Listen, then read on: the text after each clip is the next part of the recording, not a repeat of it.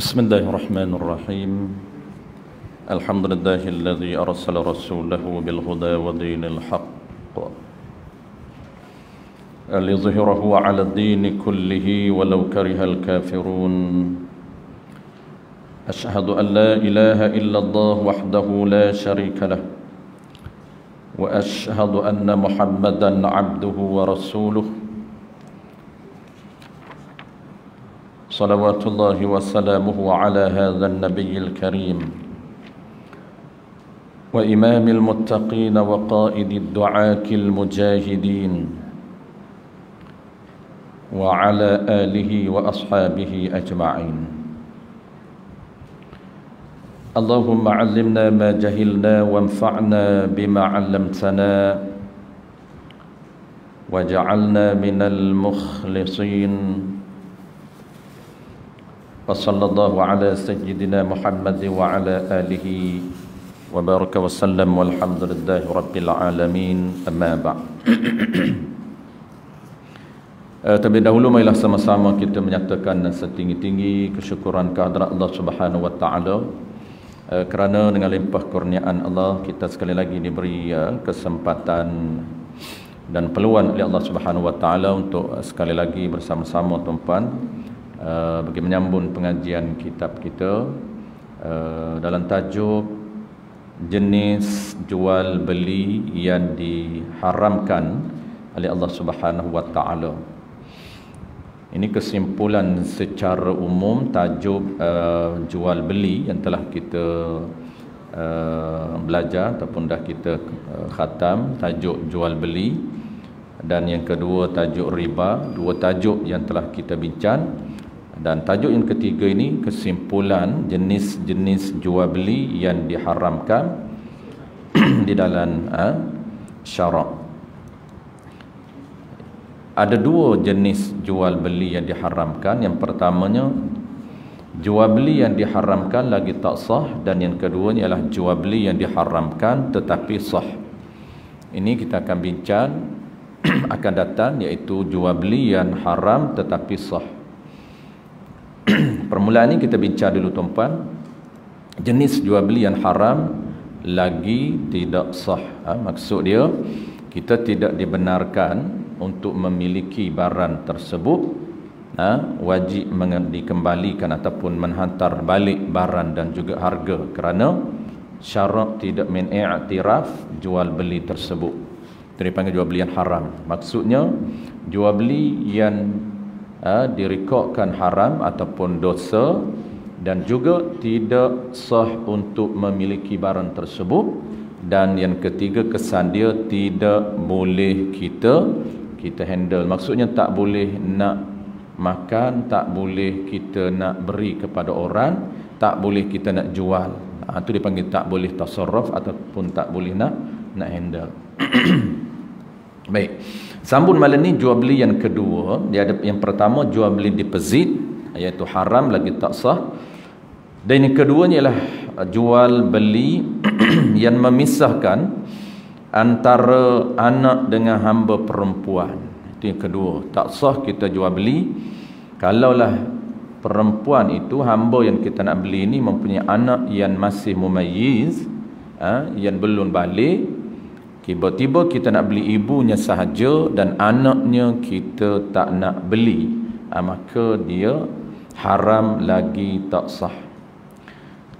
Baik, yang ketiga malam ni dan seperti sama juga dengan jual beli hamba perempuan yang ada anak belum balik, tidak boleh dipisahkan, iaitu haram lagi tak sah kita beli dengan memisahkan anak dengan ibu dia, anak yang masih belum balik.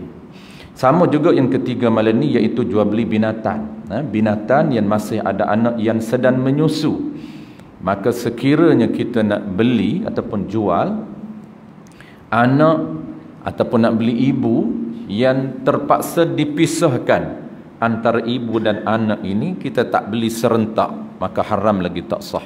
Anak yang masih menyusu, dia panggil anak yang istighna ataupun tak bebas, masih tak boleh berdikari, masih bergantung dengan ibunya, maka tidak sah, lagi haram. Bukan sekadar tak sah sahaja, yang bahayanya adalah transaksi itu haram. Jual beli yang haram lagi tak sah. Ini yang asasnya. Adapun yang kita akan bincang akan datang, jual beli yang haram tapi sah. Itu boleh milik. Cuma haram transaksi itu.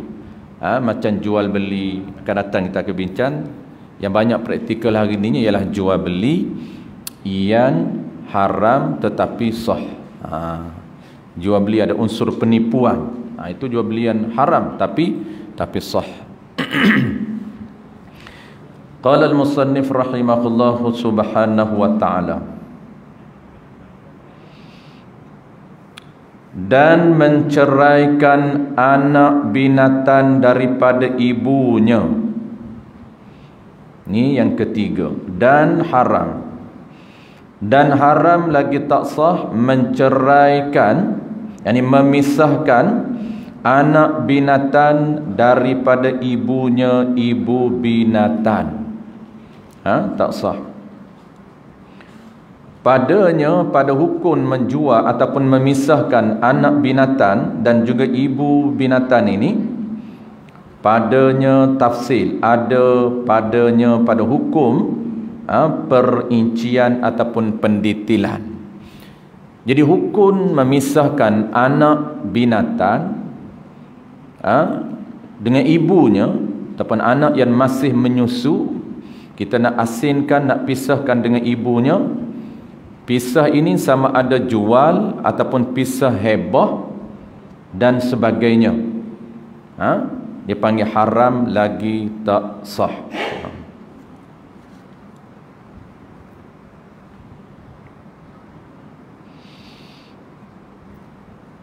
Padanya tafsil, ada padanya pada hukum memisahkan binatang ini dan anaknya ini ada pendetailan. Apa dia pendetailan hukum? Iaitu jika dicerai akan anak binatang dengan ibu binatang ini dengan disembelihkan keduanya. Anak pun sembelih dan ibunya tujuan untuk sembelih, atau salah suatunya, salah seekor daripada dua tu, iaitu anaknya atau ibunya, serta terkaya, ni bebas, anaknya masih tak bergantung dengan ibunya, terkaya anaknya, anak binatang itu daripada ibunya, maka tiada haram.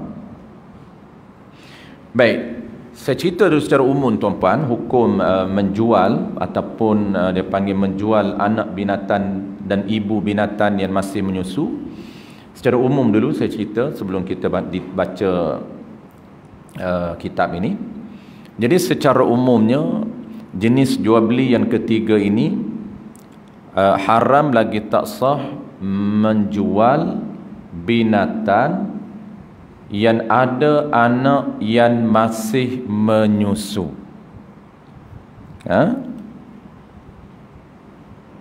Ataupun bukan saja jual, dia panggil haram memisahkan anak yang masih menyusu ini dengan ibunya, sama ada jual ataupun kita nak heboh.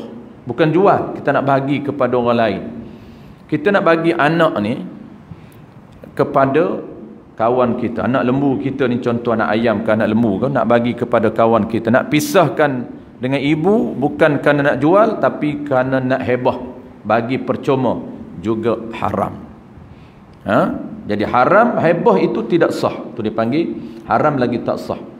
Heboh pemberian kita itu pemberian yang tidak sah, kerana terpaksa memisahkan antara ibu dan anak yang masih menyusu. Anak lembu, anak binatang itu yang masih lagi bergantung dengan ibunya. Tak boleh berdikari lagi. Itu secara umumnya. Melainkan kalaulah kita pisahkan, kita ada pengganti. Maksud dia memang anak lembu ni ataupun anak binatang ini dia menyusu lagi, ataupun dia terpaksa bergantung dengan ibu dia lagi, seperti anak ayam, dia tak menyusu. Jangan tak duk fikir pula ayam macam mana. Kalau ayam tak menyusu bolehlah. Anak ayam kecil lagi, ibu kita sembelih, tinggal anak kecil lagi. Itu bukan nak jual. Kalau jual haram, lagi tak sah. Kalau sembelih, sama juga. Jadi kalaulah ada pengganti, secara umumnya kalau pisahkan ibu dengan anak yang masih bergantung dengan ibu ini, haram lagi tak sah. Itu secara umum.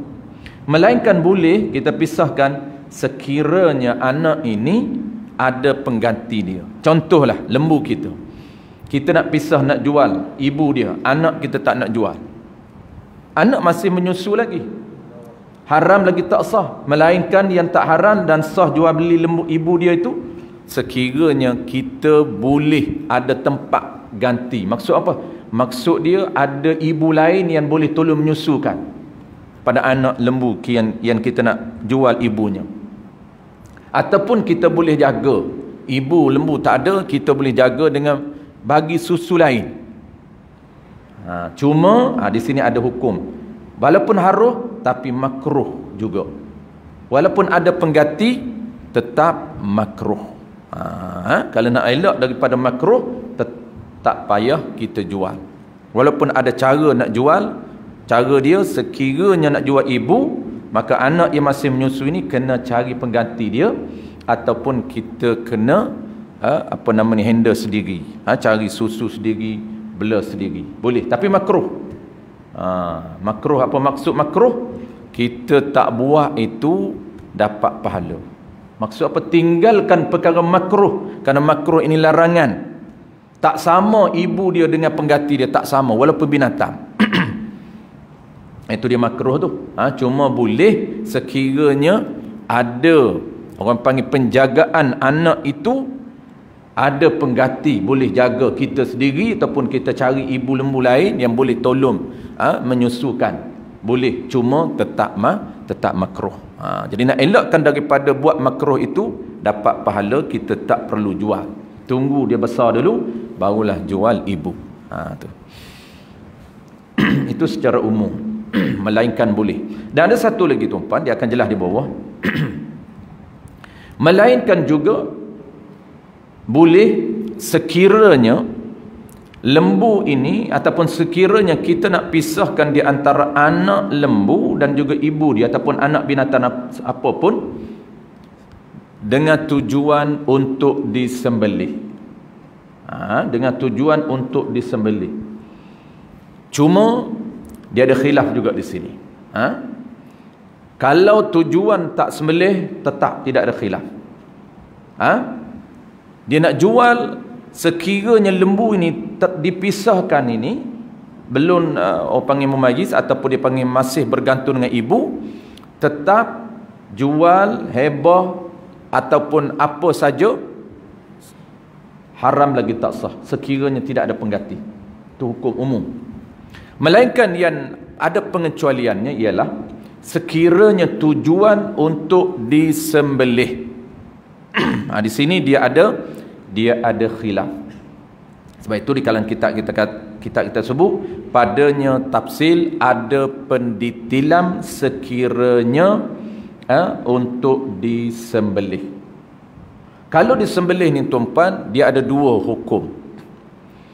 Yang pertama, hukum pertama yang diambil oleh kitab kita ini, diambil hukum pertama, iaitu itlaq. Dia panggil itlaq. Itlaq ni maksud dia semata-mata untuk disembelih harus sama ada nak sembelih ibu dia atau nak sembelih anak dia. Kenapa nak pisah mereka berdua ni? Nak pisah di antara ibu atau anak ni dengan sebab apa? Dengan sebab nak sembelih dua-dua. Nak sembelih ibu buat korban, anak pun nak sembelih juga, walaupun anak kecil. Maka tetap boleh sah jual beli, ataupun sah hebah. Ataupun kalau yang kita punya, boleh kita nak sembelih, tak haram. Bukan nak hebah, bukan nak jual yang kita sendiri, lembu kita nak pisah mereka berdua ni, kenapa nak sembelih kedua-dua, ataupun nak sembelih salah seekor daripada dua. Itu dia panggil hukum pertama ni, hukum yang itlaq, dia panggil semata-mata sembelih saja haruh lagi sah, tak haram. Cuma makruh, tetap makruh. Contoh apa? Contoh ibu ni kita nak buat korban, anak masa kecil. Dia kerana ibu ni kita dah janji dah tahun ni kita nak buat korban, tiba-tiba beranak.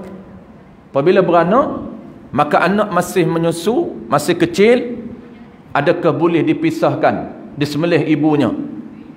Jawab dia tuan-puan, boleh disembelih ibu dia. Tadi dua-dua boleh. Yang ni nak sembelih ibu. Boleh disembelih ibu. Walaupun anak tinggal. Cuma makruh. walaupun anak tinggal. Itu dia panggil boleh serta makruh.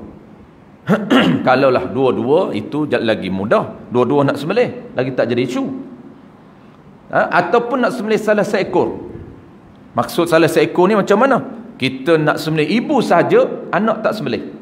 Tinggal anak, boleh juga. Asalkan tujuan nak sembelih saja. Cuma dia panggil boleh serta makruh. Kerana anak tinggal, ibu dah tak ada dah. Ataupun lagi ittifaq lagi boleh. Ini tidak ada khilaf. Dia nak sembelih anaknya, ibu tak sembelih. Itu lagi boleh.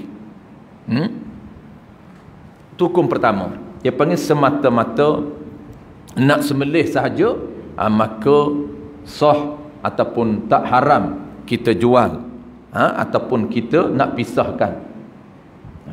Kalaulah kita nak heboh pun boleh, nak jual pun boleh, nak sedekah pun boleh, nak hadiah pun boleh, ataupun yang diri kita sendiri kita nak sembelih, boleh. Nak sembelih ibu dia, anak tinggal, boleh. Ada pendapat yang kedua yang tidak disebut dalam kitab kita ini. Kitab kita sebut pendapat pertama, iaitu itlaq, asalkan nak sembelih saja boleh.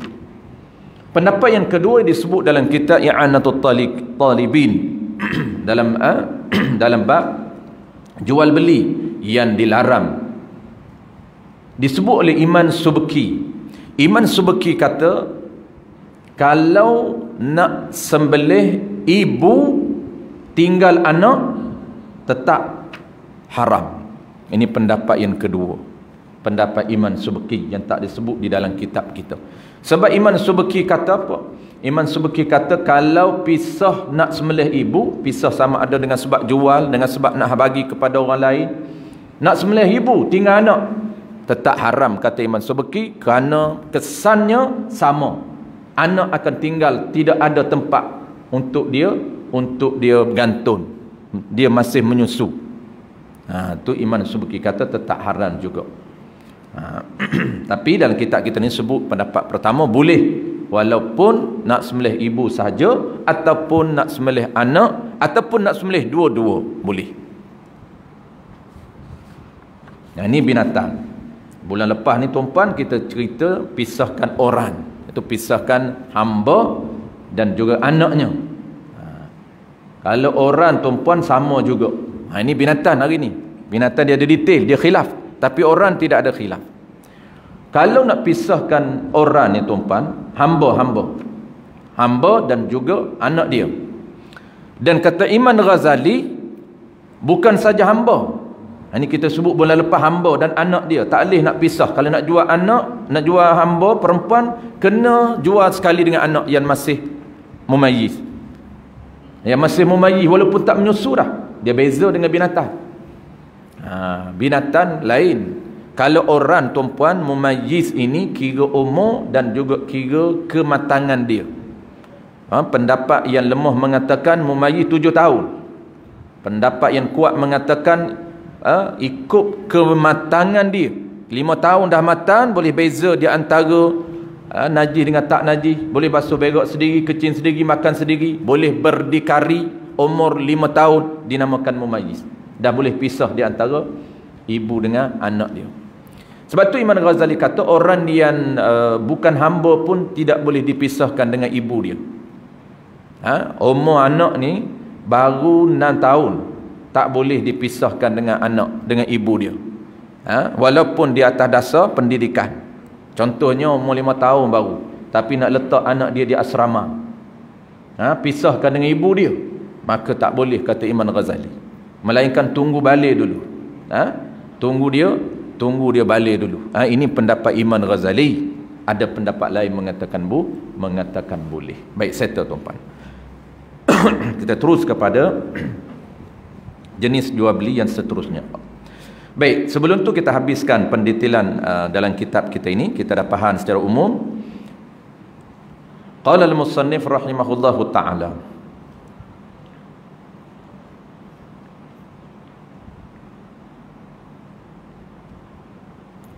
iaitu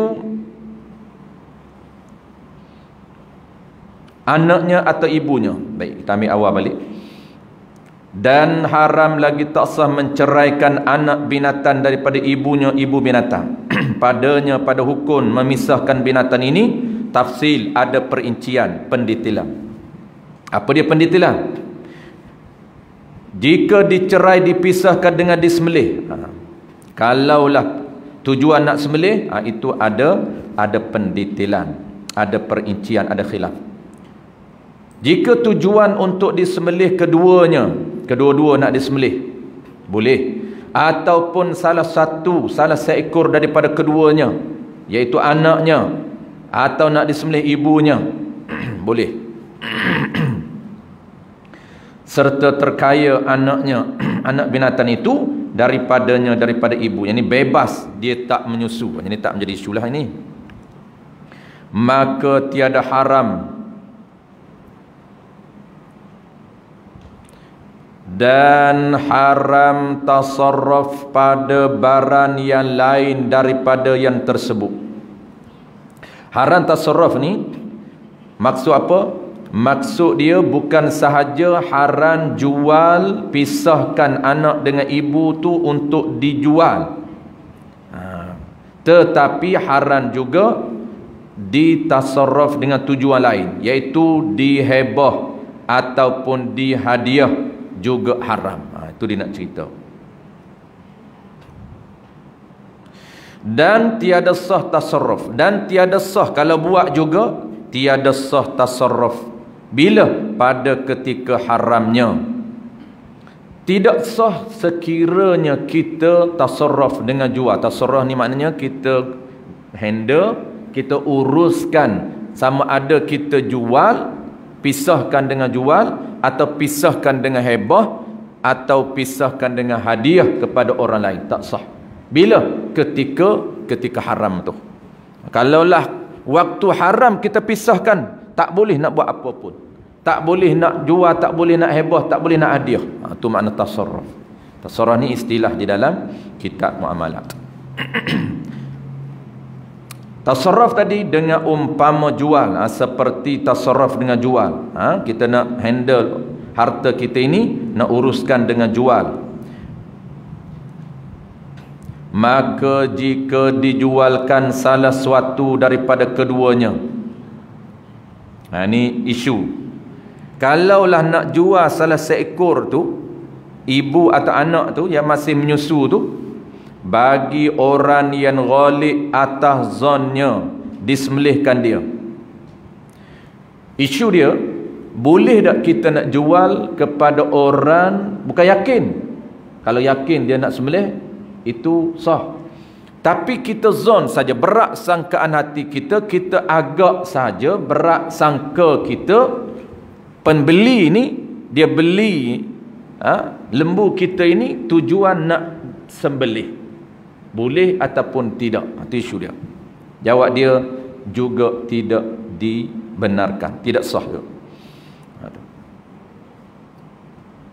Maka jika dijual salah suatu daripada keduanya, ibu atau anak, tujuan dia bagi orang yang ghalib, orang yang kebiasaan atas zonnya, atas sangkaannya seorang itu, disembelih akan dia, akan salah seekor daripada kedua tu.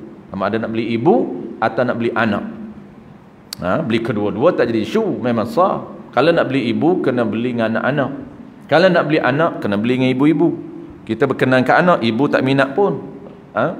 Nak beli lembu ni cantik keturunan dia, bakar dia cantik. Tapi kita nak beli anak, anak masih kecil, tunggu besar takut dapat ke orang lain, maka kena beli dengan ibu-ibu. Tu tak menjadi isu lah, sah. Ni cerita kita nak pisahkan. Kalaulah kita zon hati kita, kawan kita beli untuk ataupun tujuan nak sembelih. Kalau yakin sah. Kita dah tahu dah hukum. Kalau yakin memang untuk tujuan disembelih, itu sah. Ini tak yakin, zon sahaja. Dalam muamalat ni tuan-puan, kita selalu sebut dia beza dengan ibadat. Beza di mana? Di level. Kalau ibadat, yakin dan juga zon. Dalam ibadat, dalam bab bersuci diguna pakai zon. Dalam bab masuk ibadat diguna pakai zon. Keluar ibadat wajib yakin. Itu formula asas dia. Dalam bab taharah bersuci tak disyaratkan kita berada proses ataupun dipanggil langkah penilaian suci ataupun tidak ketika kita basuh berak ni. Penilaian dia level zon. Kuat sangka nanti kita basuh ni kencing kita zon suci. Tak perlu kita nilai berdasarkan yakin. Tak perlu mata kita tengok ada najis tak di punggung kita. Tak perlu kita cirian keduanya bau. Tak perlu kita cium ada najis ataupun tidak. Ciri yang ketiga, tak perlu kita rasa ada najis ataupun tidak. Kerana ciri najis ni 3. Itu dia panggil bersuci syarak tidak memberatkan kita sehingga kena berada pada level yakin, tidak. Memadai level zon.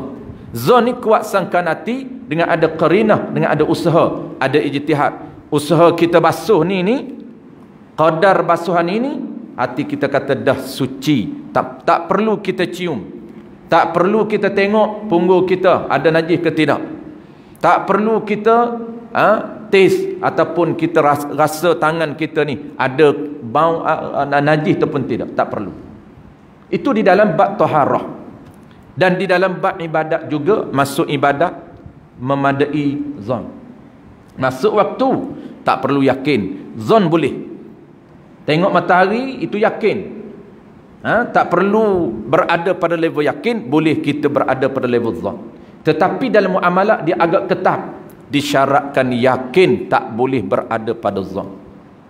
Zon ni apa dia? Kuat sangka hati kita dia beri. Contoh selalu kita sebut contoh zon ni yang tak dibenarkan oleh syarat dalam muamalah. Contoh kita beri contoh tuan-puan, kita keluar sahaja apa nama ini toilet ni, kita tengok slipper kawan kita banyak, kita nak pinjam tapi tak minta izin, maka tidak dibenarkan, tak nama pinjam. Kalau guna tanpa minta izin, walaupun kita kata hati kita berat, kalau aku minta dia bagi guna slipper ni sebab nak guna 2 minit saja, nak guna nak masuk tandas, tapi tak minta izin, itu dia panggil zon, tak dibenarkan. Mesti kena yakin. Yakin ini mesti dengar lafaz daripada telinga di mulut dia sendiri, kita dengar. Kita minta, ji, boleh tak nak pinjam slipper ni, saya nak guna untuk ke tandas 2 minit saja. Dia kata tak apalah, guna-guna.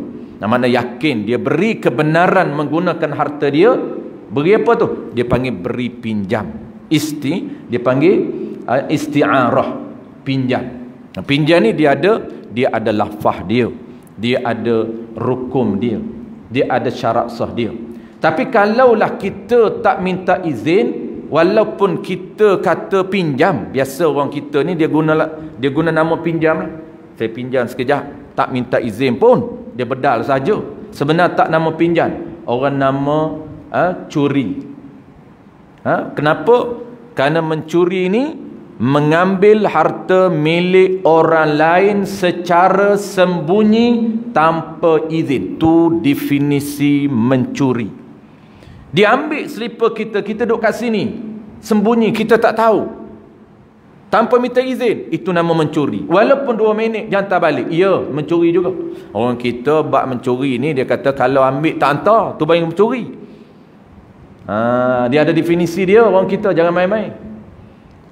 Saya tak curi, dia kata Ustaz, saya ambil 2 minit. Faham panggil apa? Pinjam. Minta izin tak? Tak minta izin. Faham panggil apa tu? Dia kata pinjam lah. Oh, pinjam. Pinjam ni ada lafaz dia. Maksud pinjam ni apa tuan-tuan? Ta'rif pinjam dalam syariat, isti'arah dia panggil. Pinjam, memberi pinjam ni, Membenarkan orang lain menggunakan harta milik kita secara percuma. Itu makna pinjam.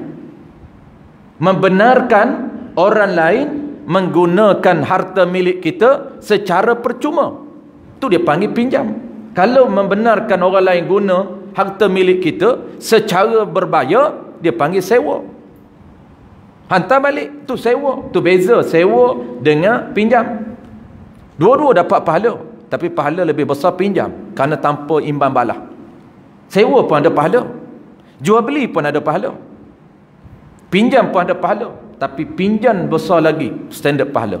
Yang lagi besar atasnya ialah hutang, memberi hutang kepada orang lain.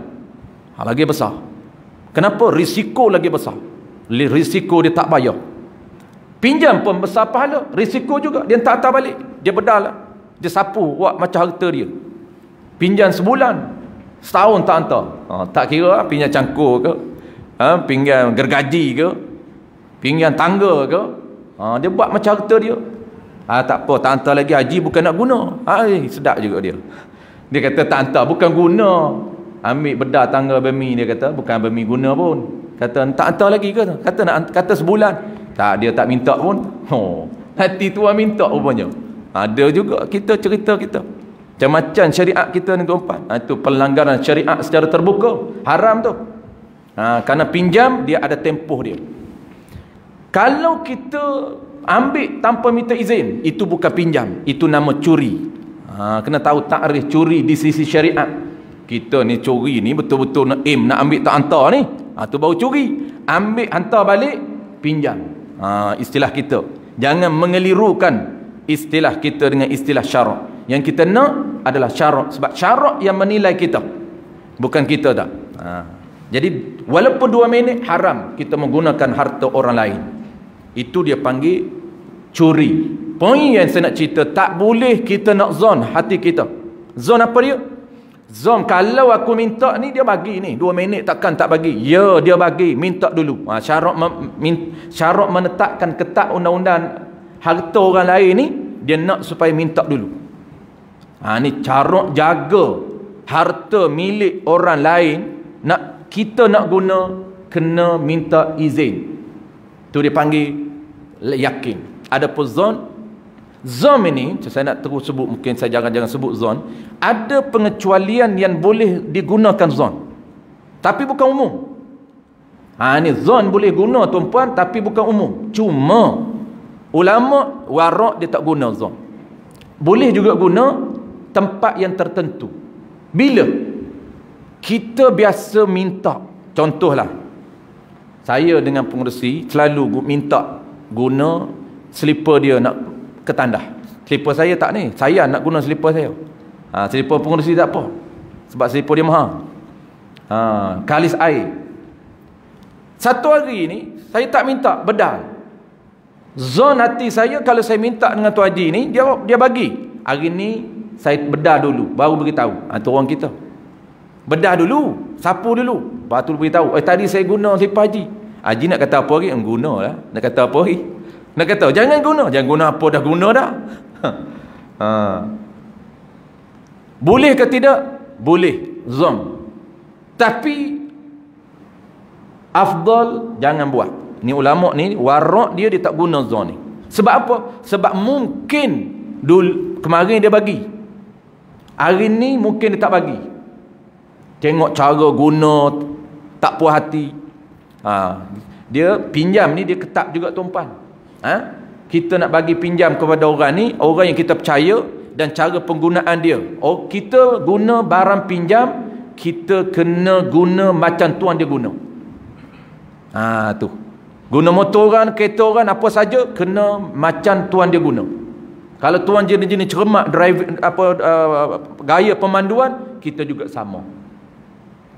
Tu. Kalau rosak kita kasar, bawa cara kasar, kena ganti. Asalnya tuan-puan pinjam ni kalau rosak tak wajib ganti.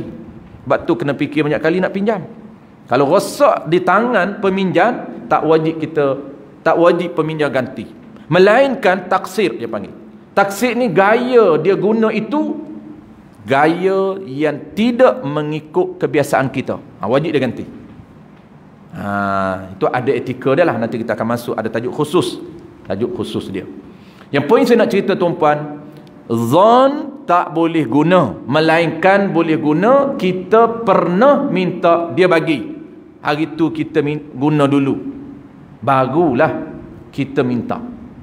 Tapi nak cerita ulama dia tak buat.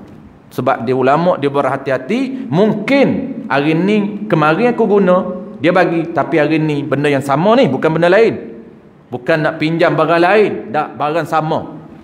Ulama ni dia berhati-hati. Di mana? Takut hari ni dia tak bagi. Sebab tu dia berada pada level yakin. Settle tuan-puan. Di sini juga sama. Kalau kita zon penjual ini nak sembelih, tak yakin, tak dibenarkan. Mungkin dia bukan nak sembelih. Tu. Ibu bapa pinjam atau ambil barang ibu bapa pinjam atau ambil terus. Pinjam tak ada menjadi isu lah.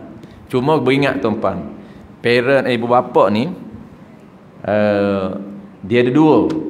Pertama, anak dia ni dia ada dua. Yang bahayanya yang pertama ni ialah anak yang belum balik. Anak yang belum balik dia panggil pengurusan harta benda anak belum balik. Di sini bahaya sedikit kalau orang tak tahu dia punya peraturan dia. Siapa yang mengurus harta anak belum balik? Iaitu wali bapa. Maka di sini tuan-puan tidak ada istilah pinjam, hutang dan sebagainya. Tak boleh. Dia menjadi, orang panggil dalam bahasa muamalah, dia panggil orang yang menjadi wali ataupun pengurus kepada harta anak belum balik. Dia tolong handle, tolong urus mengikut kemaslahatan anak dia, mengikut bidan kuasa yang telah ditetapkan dalam sistem muamalah. Tu kena belajar dalam muamalah bagaimana nak urus harta anak belum balik. Hanya boleh urus mengikut keperluan anak. Tak boleh kita nak pinjam untuk diri kita, nak hutangkan untuk orang lain, nak pinjamkan untuk orang lain, walaupun nak pinjam itu untuk adik-beradik dia sendiri, tak boleh. Kerana syarak tak membenarkan. Syarak ketat ni tuan-puan. Kenapa? Kerana syarak menutup ruang berlakunya kezaliman ataupun risiko hilangnya harta. Kau bagi pinjam, risiko orang tak bayar, sedangkan anak tu belum balik. Berlaku penganiayaan kepada orang yang belum balik lagi. Sekira bagi hutang pada orang lain tak bayar, walaupun orang tu bayar, tetap syarat tutup pintu. Yang kedua mudah sikit, iaitu anak yang telah balik. Ini tak apa. Anak yang dah balik, harta dia kena dia syarat berkenaan pada dia urus. Cuma kita tolong pegang ni, kita ni orang panggil apa? Tolong pegang ni untuk orang panggil apa? Kemaslahatan saja. Tapi apa saja dia punya kuasa mengurus, kita minta izin dengan dia. Contoh anak dah 18 tahun. Anak 18 tahun, harta dia banyak, kita masih pegang. Kalau kita nak guna, wajib minta izin dengan anak. Kalau anak bagi, baru boleh guna. Kenapa? Kerana izin orang yang balik diambil kira. Dan izin orang yang belum balik tidak diambil kira. Kadang-kadang harta anak dia banyak, umur baru 7 tahun, dia minta izin dengan anak dia untuk dia nak guna. Izin anak yang belum balik tidak diiktibar di sisi syarak. Dan izin anak yang telah balik dikimik kira. Kena minta izin. Contohlah kita nak pinjam barang anak. Anak tu balik ke tidak? Dah balik. Kena minta izin dulu. Harta dia. Cuma ada keistimewaan bapak ni. Ada keistimewaan. Apa dia keistimewaan? Tidak ada pada orang lain. Yang syarak memberikan hanya kuasa ini kepada ibu dan bapa saja. Iaitu hebah, dia beri harta kepada anak dia, dan syarak membenarkan untuk tarik balik bila-bila. Sah. Bila-bila dia boleh tarik balik harta yang telah dia beri kepada anak dia. Sah. Haram sekian anak dia tak nak beri. Ada pun orang lain tak boleh. Contoh tuan-puan, kita anak beri kepada bapa. Lalu anak nak ambil balik, tak dibenarkan. Kalau bapak tak bagi, tak menjadi kesalahan kepada bapak. Kenapa? Kerana anak dengan bapak sama konsep anak dengan orang lain. Apabila kita beri kepada si A, tuan-tuan, kita orang biasa beri kepada si A, tiba-tiba nak minta balik, tak sah. Tak sah minta balik. Melainkan dia nak bagi, tak apalah. Ni cerita nak paksa dia supaya dia beri balik. Aku tak jadi bagi hebah kepada kau, hantar balik barang aku. Tak, bukan barang dia dah. Bukan barang kita dah. Kita dah beri dah hebah kepada dia. Tak boleh tuntut balik. Tak boleh nak stop. Contoh kita bagi suatu benda pada orang, tuan-tuan, balik rumah tak lena tidur. Orang menyesal aku bagi, dia kata kereta tadi walaupun buruk, bagi kepada si A ni, tak puas hati. Esok jumpa balik si Haji ni, Ji, saya tak jadi, boleh tak saya nak balik ambil kereta saya? Mula-mula saya nak fikir, saya nak bagi hadiah kepada Haji, untuk Haji bagi bulan pergi mengaji ke surau, saya dapat pahala. Kereta kancil buruk-buruk pun, balik rumah tu tak lena tidur. Memang tak tidur malam tu. Syaitan kacau dia. Pagi esok, pagi-pagi lepas subuh, jumpa Haji, saya nak ambil balik kancil saya bagi semalam. Jawab dia, tak sah dia tuntut balik. Kalau Haji nak bagi, maknanya Haji bagi milik dia. Haji balik, sedekah balik. Cuma makruh. Ingat tuan-puan, makruh kita memberi balik harta yang sama kepada orang yang beri kepada kita. Itu makruh. Contoh, ramai orang buat.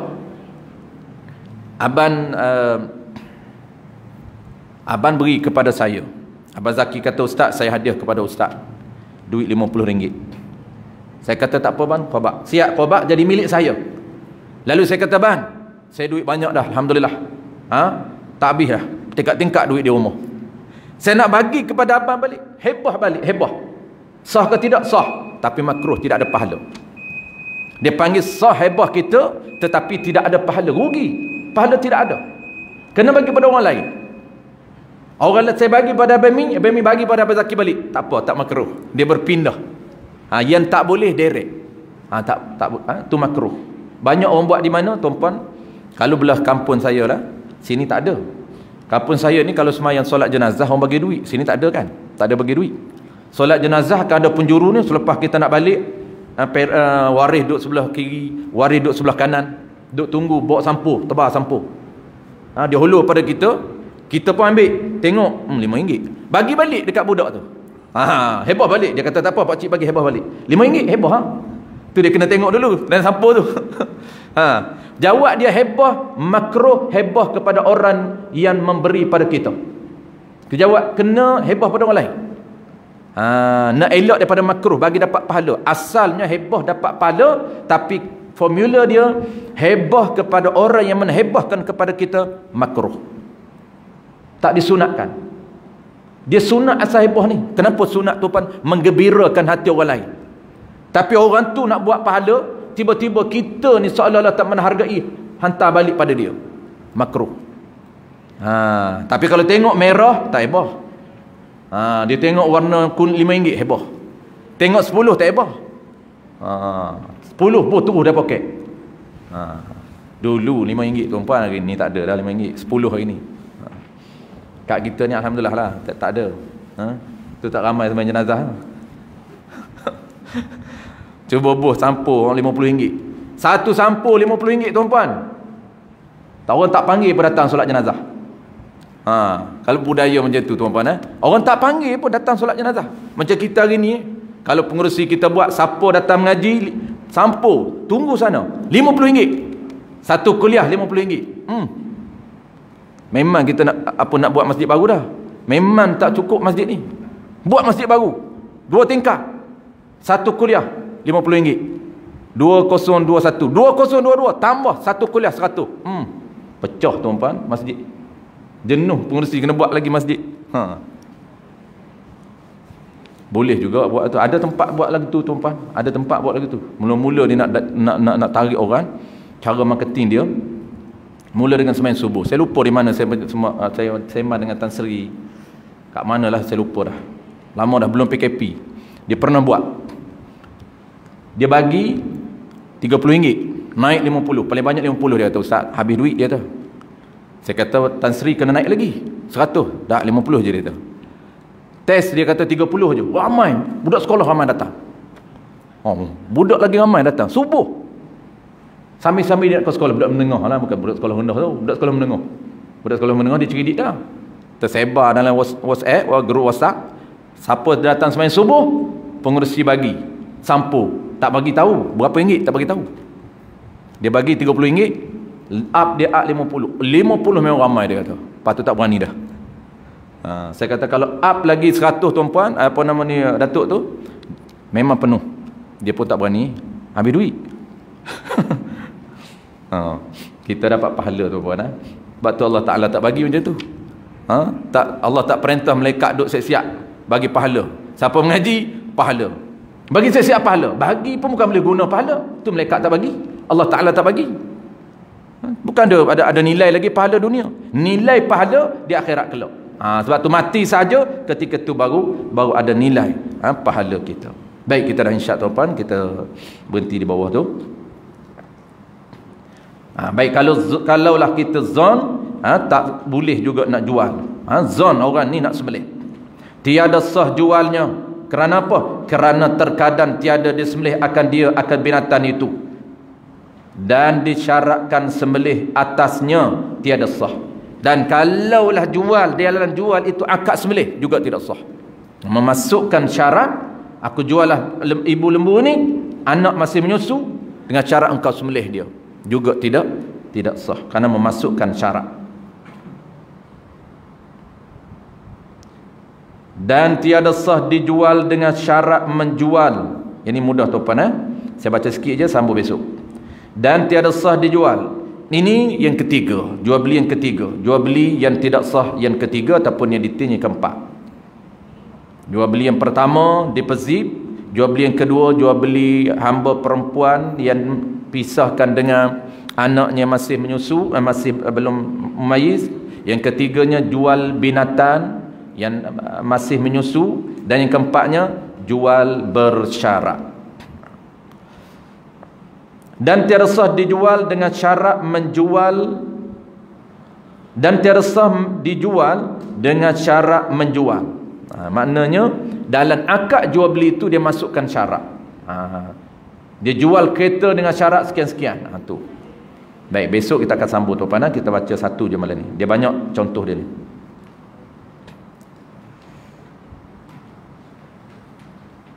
Seperti katanya kata penjual, aku jual akan dikau sahaya ini. Aku jual kepada kamu sahaya ni, saya ni hamba lah. Hamba ni dengan 1,000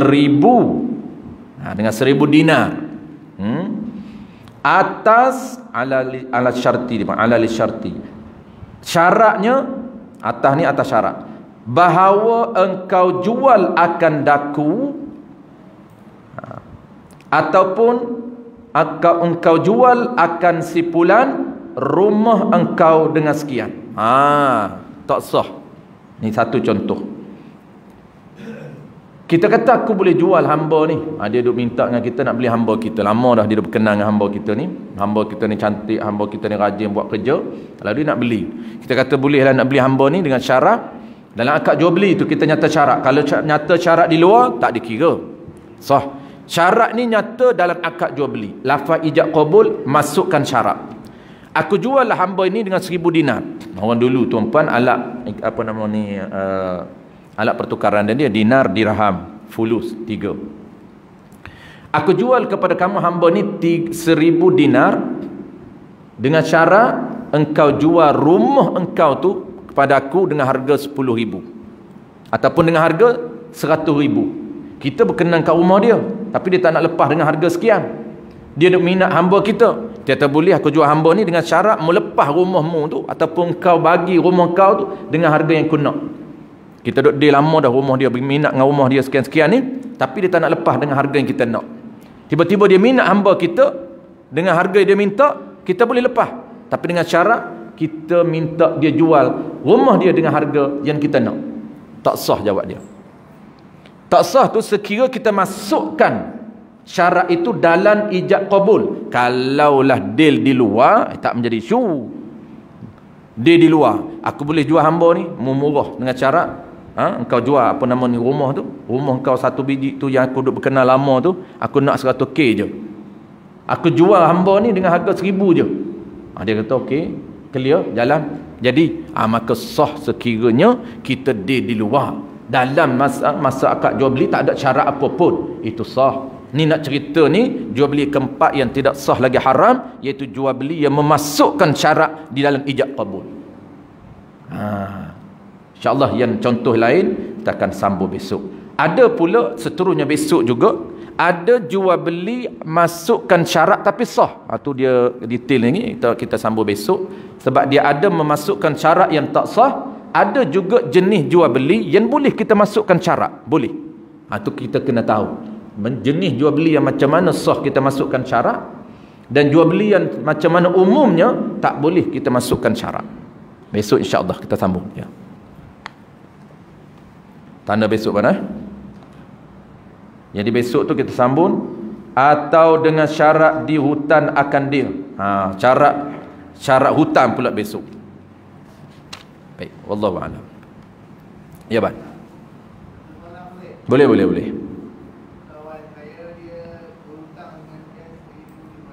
Berhutang dengan okey, 1,500.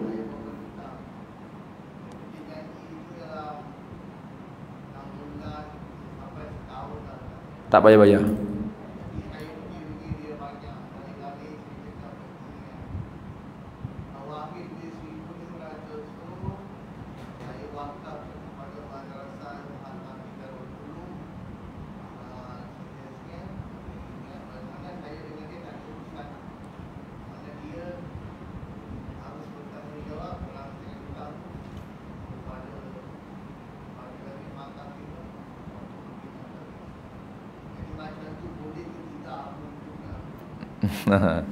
Okey. Malah nak duduk liga, duduk kejar hutang. Macam alum pula. Pemiutan, penghutang pula ni jadi alum. Duduk kejar, duduk cari hutang. Patutnya dia yang datang bayar. Dalam Islamnya dia yang akan datang bayar apabila sampai tempoh. Jadi hutang ni tuan-puan ada 2 hukum. Apabila hutang, jadi tata cara berhutang tu dia kena ada tempoh. Itu dah biasalah kita sebut. Apabila sampai tempoh hutang, contohnya nak berhutang 1,500. Okey, abang kita ni, kawan dia nak berhutang dengan dia 1,500. Maka kita dah tetap tahun depan bayar. Jadi hukum membayar hutang ni adalah wajib. Bila wajib? Apabila sampai tempoh yang dijanjikan. Itu wajib. Tahun depan tu sampai tempoh wajib. Apa maksud wajib? Allah paksa dia sampai tempoh tu. Paksa dia setiap saat untuk dia bayar. Selagi tak bayar, selagi tu rekod haram. Dah sampai masa. Contohnya 30 hari bulan 12 tahun depan. Kita ambil contoh bulan ni lah. Berhutang hari ni, janji dengan dia 30 hari bulan 12 ni kena bayar. Maka hukum pertama, dia ada 2 hukum. Hukum pertama wajib bayar. Bila? 30 hari bulan 12. Tu dia panggil hutang yang sampai tempoh bayar. Wajib bayar. 30 hari bulan tu wajib. Hukum dia Allah paksa dia wajib. Kalau tak bayar juga selepas 30, hari ke-31 haram. Bukan makna haram dia tak wajib bayar. Hari 31 wajib bayar tapi dah haram dah. Belum tu tak haram. Hari 31 haram, wajib bayar. Hari 1 hari bulan, haram, wajib bayar. 2 hari bulan, haram, wajib bayar. Direkodkan haram. Selama mana dia tak bayar.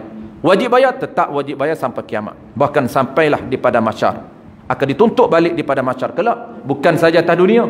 Ini bahaya dia tumpang hutang ini. Allah Ta'ala akan minta supaya dia lari di dunia.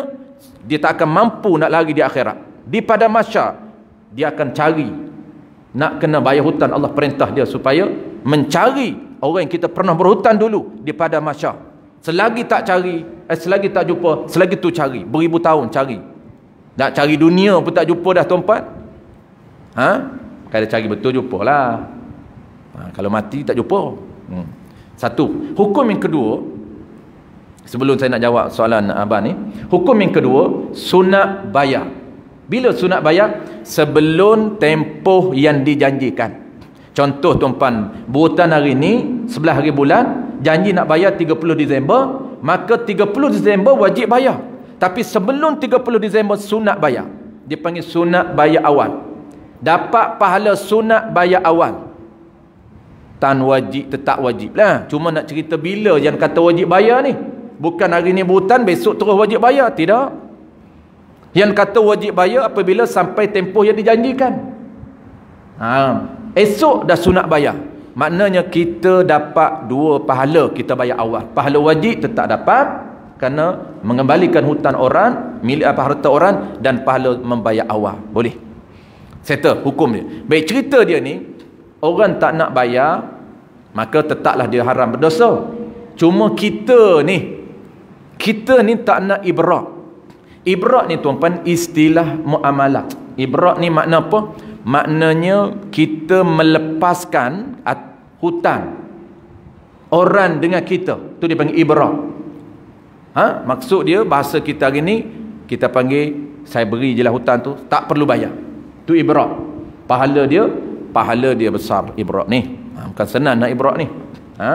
Kita kata saya tak akan halal hutang dia, saya nak tunggu di akhirat. Tak apa, tu hak Allah Ta'ala bagi pada kita.